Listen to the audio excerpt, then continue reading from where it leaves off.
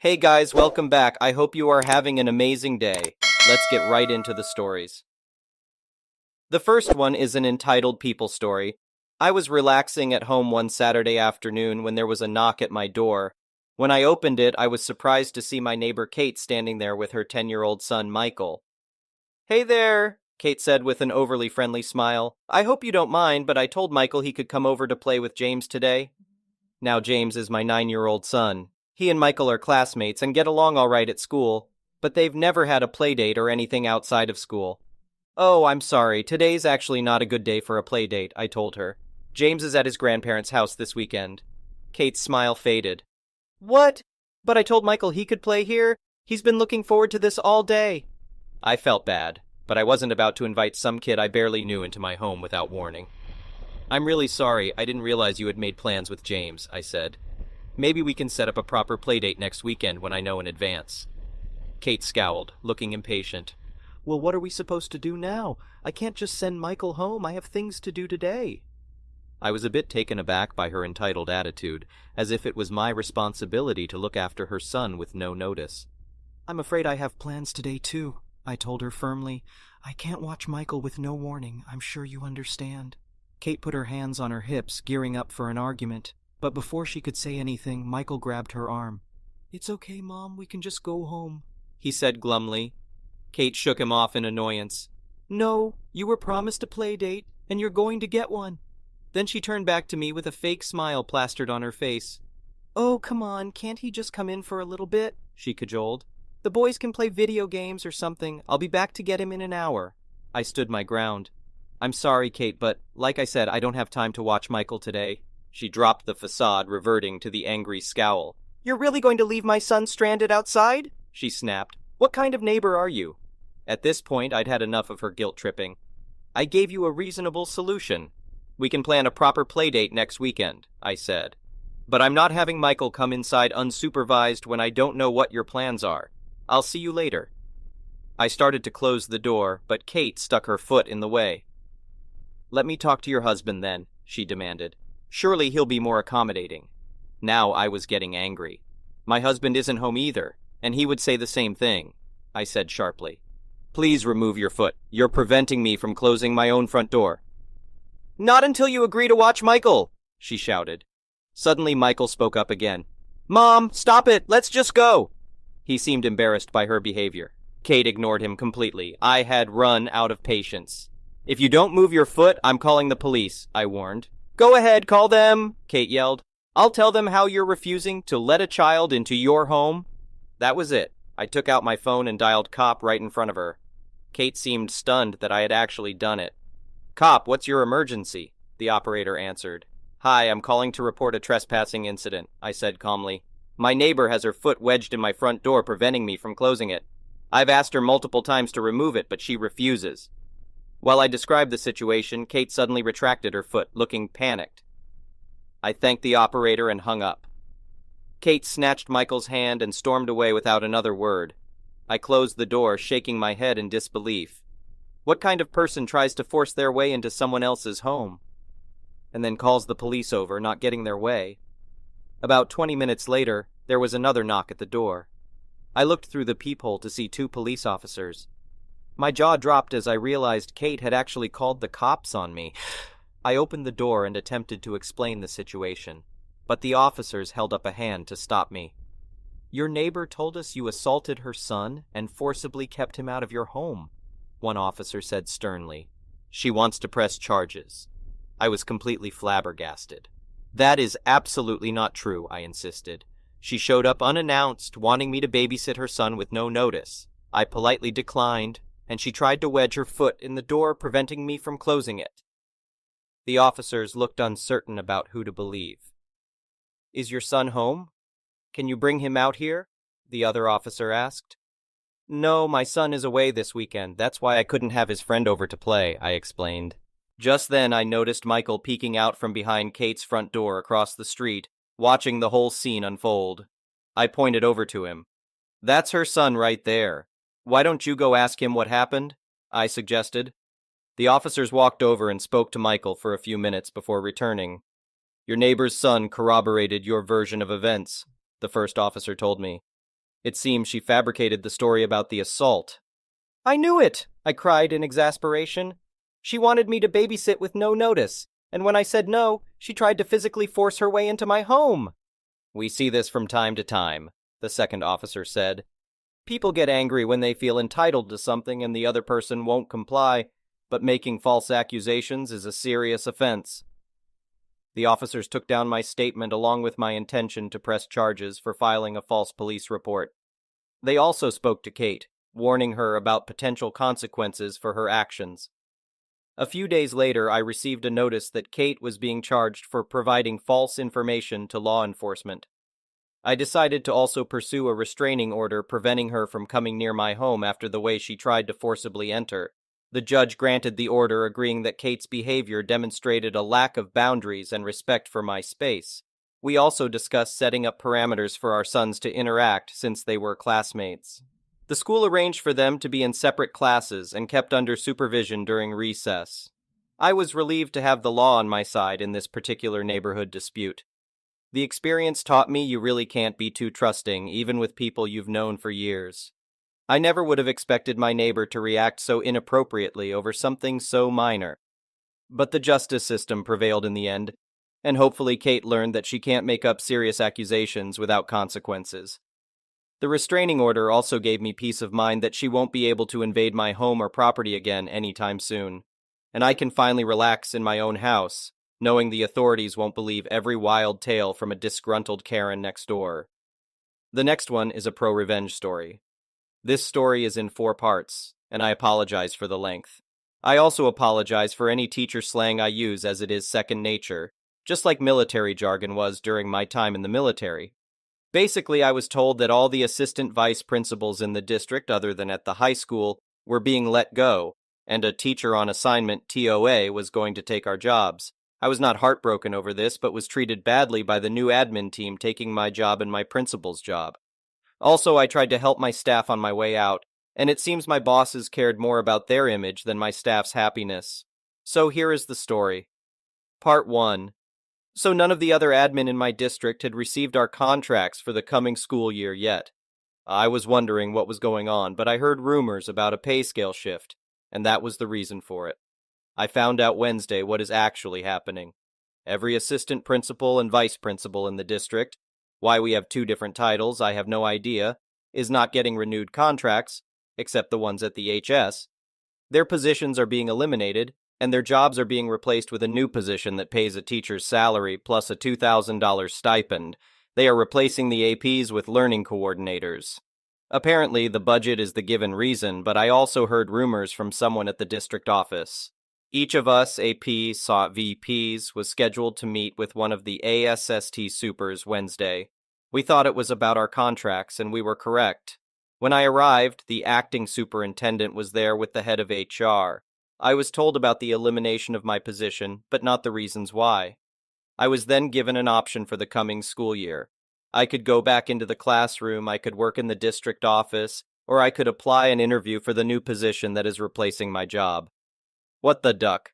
I wouldn't care one bit if I was told that my position had been cut completely, and I needed to go back into the classroom. I love the classroom, I miss teaching full-time. However, to tell me to apply and interview for a job I already have is bullcrap. We were told to give the district our answers by Friday, and they would draw up contracts or schedule interviews. Wednesday afternoon, I went to see Tony, who is an ASST, superintendent and one of the few decent leaders in the school district. I heard from Tony that there was an internal shakeup, but he wasn't allowed to talk about it or even give me a hint about what happened. However, one of the ASST supers was being reassigned, aka demoted, to being the principal of my current school. My principal was not coming back due to health reasons. The superintendent was released from his contract, and my school's new learning coordinator position had already been filled. Who filled it? A school counselor from one of the high schools who just happens to be a friend and lackey of the ASST. Sup. That is now the new principal. So early this morning, I gave them my answer. I decided that I didn't need until Friday to decide. I tried to make sure I sounded professional, but I made sure that my message was getting across by speaking with authority. I went into the acting superintendent's office and told him that I thought that laying off a bunch of people so they could hire others to do the same job but at less pay was bullcrap. I told him that the way the school district handled certain situations was idiotic. I then gave several examples. I next told him that he was going to ruin a perfectly good school with an amazing team of educators by putting a lazy, mean, parent-pleasing person in as its new principal and letting her put a lackey in as her second-in-command. I said that she was as useless as a screen door on a submarine and as mean as Dolores Umbridge. I finished the 3-minute speech by stating that I will work my ass off and finish the school year strong. I will prep things for the next school year so that the teachers have an easier time. I also let him know I would never work at or recommend the district to anyone ever again. Then I left, letting him know that I expect an amazing letter of recommendation by the end of the school day Friday afternoon, since I earned it for my service the past few years. So what am I going to do now? Well, I called up an old friend Wednesday who is currently a principal at a STEAM charter school that's part of a chain of charter STEAM schools, and asked if he had a teaching position available. He's been asking me every year for the past 5 years to come work for him. He told me he had 3 openings, and I could have my pick of them. So next year I will be drum roll please, 6th grade teacher, and I am very happy about it. I even get to design my curriculum as long as it meets state standards. I could apply elsewhere for admin positions, but I think I need a break from school leadership. I need to love my work again like I used to as a teacher. Yes, there are many challenges, and sometimes I hated going to work, but I do love being a teacher. I feel bad for my current staff because the regime change will hit them hard, but there is nothing I can do about it. I wish I could help them. The most I could do would be to take a teaching position at my current school, but then I would be miserable with them and be helpless to do anything to aid them. So, for myself and my daughter, who I love more than anything, I am making the move to a new school and going back to what I enjoy doing. Teaching. I am even bringing my daughter to my new school to start next year as a 5th grader. I asked her if she wanted to stay at her current school or go to the STEAM school with me, and she wants to go with me. She was excited since she has visited there several times and loves the technology room, the robotics class, and the science labs. Plus, she is friends with some of the kids there already. As a goodbye to my staff, I am going out this weekend, and I'm going to buy some nice letter paper and scratcher tickets. I'm going to write short, individualized goodbyes to each of my staff members, and at the end, I will include the following words. I'm giving you some scratcher tickets. My hope is that you are as lucky scratching them as I have been lucky to have worked with you. So that's it. I have to finish my contract. But at the end of June, I am free. I am looking forward to teaching full-time again, and having a boss who will let me just do my job and not interfere. I don't think I want to work in administration again, but maybe after a few years, I will decide to work as an AP again. Part 2. So I put together goodbye gifts for all my staff, and I'll be handing them out Friday, their last day with kids. They have a bunch of goodies that I posted about weeks ago. I was thinking this weekend about how to give the finger one more time to the district office and help my teachers out, even in a small way, so I came up with it Sunday night. My district requires each teacher to attend additional training throughout the year. These are outside of the regular staff development trainings. They are run by district staff, SPED teachers, and admin. The training normally lasts 3 hours, and the teacher gets a certificate for the time spent in the training. Each teacher is required to attend 24 hours of these before the end of the school year. Most teachers take them over the summer if they are offered, so they don't have to take them during the school year. So yesterday morning, before work, I was making copies of the certificates for all the courses I have run here in the past few years. Classroom management strategies, lockdown procedures, social studies strategies, math strategies, reading comprehension, and environmental print. I'm going to fill them out with each of the teachers' names and the number of hours.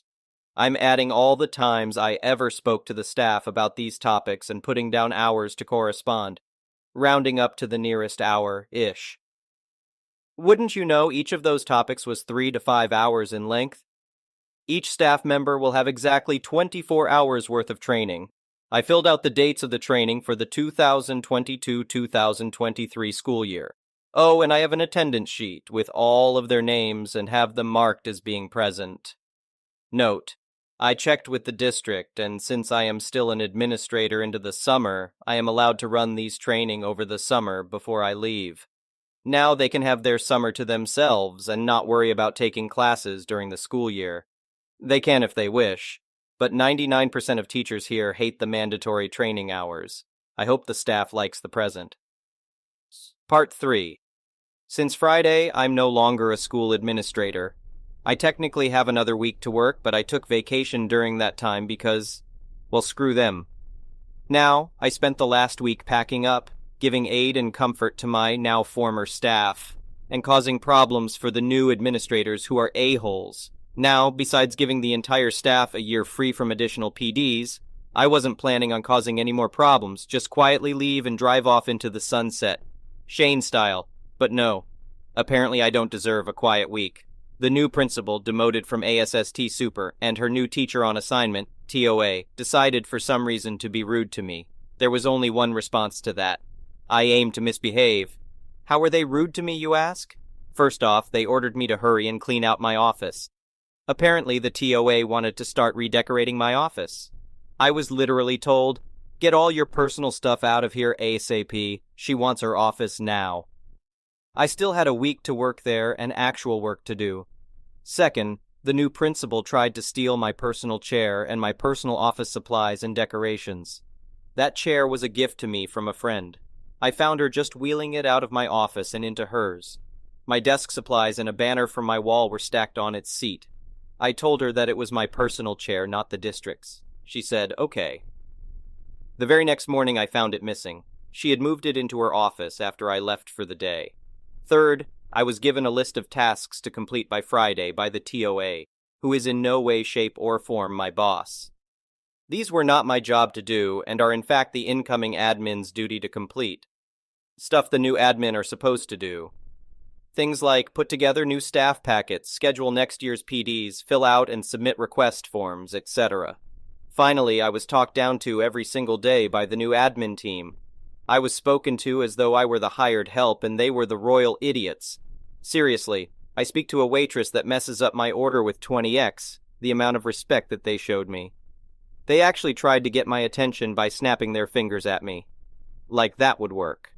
Note: the new principal also has made some pretty anti-LGBTQ+ comments.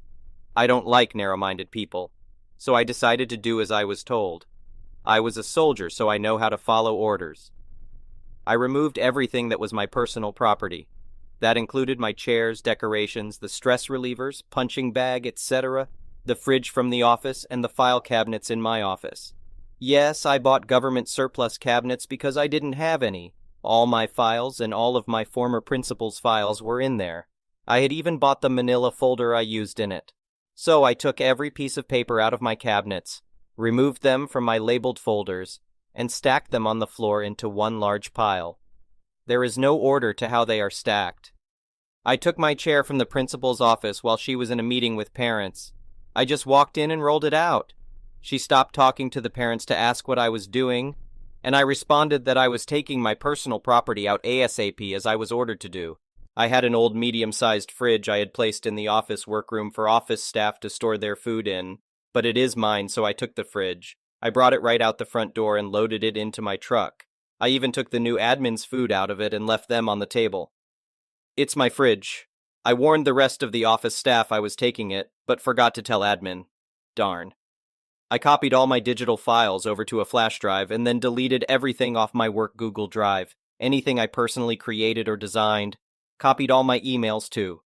I informed the staff that if they need time off next year and need it approved, to submit the forms to me this week. I got several and they are all now approved. I got this idea from someone who messaged me here on Reddit and suggested I do this. Thanks for the advice. I approved every supply list item the staff submitted and even drove to the district warehouse to pick up some items personally. I even approved funds for a second-hand kiln for the art teacher. She found a good one on Craigslist. I had repaired my desk with bolts and tools from home. I took the bolts back. The desk is now lopsided again. The closet door was broken when I got there, so I repaired it. I have now put it back as it was when I was hired. The two-way mirror to the detention room was mine. I had gotten it from a friend at another school, different district. It allowed me to watch ISS and detention students from my office without them seeing me. It popped right out and I took it home. Now the TOA has a hole in the wall the detention kids can look out through. I had put together all the lockdown buckets and fire drill bags myself with my own money. I took all of them back. This I felt bad about, but I will give them out to the staff at my new school. I put a rush order on all classroom and building repairs and have an approved order to have every classroom repainted. I assembled new staff packets and the new school year binders. Besides the basics of what is required, I have included throughout the binders in random places Dilbert cartoons, famous Harry Potter quotes, the lyrics to Nickelback's How You Remind Me, I Kissed a Girl by Katy Perry, All Star by Smash Mouth, and We Built This City by Starship. A map of the area where I marked all the good places to eat lunch off campus. Funny Farside teacher comics, cheesy teacher jokes, the union contact info, crosswords, Sudoku, and word searches, a list of educational lawyers, just in case. I also included in the binder the admin Wi-Fi password for them since that signal is stronger for some reason. I went ahead and wrote out the PD schedule for next year. Oddly, every Wednesday is listed as free time or work in your classroom. I'm sure they will change it, but I don't know when they will find out what it says. I had a master list of donators and partners in the community. It was posted on a whiteboard in my office. I got over 4 dozen businesses and people in the community to help with various things or donate over the years. I spent a lot of my time building relationships with them and making deals. I took a photo of it and then I erased the list and took the whiteboard since it was mine. Friday I flew the LGBTQ plus flag instead of the state flag. I also placed LGBTQ plus flags in each classroom in case the staff want to display them. Then I got yelled at. 3 times. The first time was when I took back my chair. I was told it was unprofessional to just take it without asking, especially with guests present. I responded with, yes, it was unprofessional to take my chair without asking. The second time was when the TOA found the refrigerator gone. She said that it was community property. I told her, no, it's my property, and I was told to take all my property from the campus. The third time was when I was in the parking lot leaving, and they found the piles of papers. The principal flagged me down and told me to clean it up. I told her I was off the clock and that the district never reimbursed me for the cabinets, so I had to take them with me. I'm expecting a call from HR today asking for my assistance in setting everything back up, since with all my stuff removed and erased, the admin team has to actually put in some hard work. I'd come in, for my consultant rate, $75 an hour with a minimum contract for 12 hours. Part 4. So, as some of you know, I left the world of being an administrator a few weeks ago. I tried to leave behind some nice gifts when I left. I wasn't looking to cause problems in my last few weeks, but the new admin team treated me in a way that was unacceptable. So I decided that Malcolm Reynolds had it right when he said, I aim to misbehave. Well, the Tuesday after I left, I received a call from HR. I ignored it. I then left for a road trip with my daughter where we went to San Francisco for a few days and attended 2 Giants games. Unfortunately, they lost both games. While we were on our trip, they called and emailed me at my personal email account. My work one was deleted by them. I ignored the calls and never opened the emails. My daughter and I then went to Disneyland for a few days of fun and then returned this past Friday. I then checked the voicemails and emails. I was asked, begged, and then ordered to come to HR for important meetings. It is very important that we speak to you as soon as possible, is what they said repeatedly. So yesterday I went into the district office wearing cargo shorts, a shirt I got at Disneyland, and flip-flops. I don't work there, so I don't need to dress up. When I arrived, I was originally treated like a visiting VIP. The HR manager and her assistant tried to butter me up like a Pillsbury biscuit. After a few minutes of them trying to make small talk and me then letting them know I had plans to go to lunch in 30 minutes, they got to the point. They wanted me to turn over a few things I took with me that, though they belonged to me, they said were sorely needed at the school. They gave me a list from the new principal which included, but was not limited to, my chair, seriously, my refrigerator and appliances, my community contacts board, businesses that I built relationships and partnerships with, my personally designed forms and worksheets, 2-way mirror, my lockdown buckets and fire drill bags. They also wanted copies of every record I kept and notes I took on the staff and students. The notes I took on the staff were so I could personalize gifts for them and have conversations with them about their interests. I said no to all those requests. I told the ladies that the furniture and appliances were mine that I brought in. I stated that the chair was a gift to me from a friend and that the new principal can afford to buy her own chair. I also stated that I left any official school district documents there, and any I took with me and or deleted were of my own making and my intellectual property. I also stated that my contacts were developed over the years on my personal time and at personal cost to me. I also stated that everything I took that I had submitted reimbursement was never reimbursed. I kept my records and pay stubs. I never saw a red cent from those submissions. They offered to pay me for some of the items and gave me a rough figure of what the district would pay me to return the fridge, the forms, buckets, bags, mirror, and contact board. I told them that I did not want to hand them over to the new admin team since they had treated me so poorly. They asked me again and tried to reason that some of those things could be interpreted as school property. I told them that they were welcome to try and force me to return anything that was legally mine to them, but I would be willing to fight it in court. I also told them that those two new administrators made me uncomfortable and that their treatment of me could be considered making a hostile work environment, especially when they tried to make me do their jobs for them. I then gave the HR team my lawyer's info. Thank you for watching. I would really appreciate it if you could like the video and subscribe to our channel if you haven't already.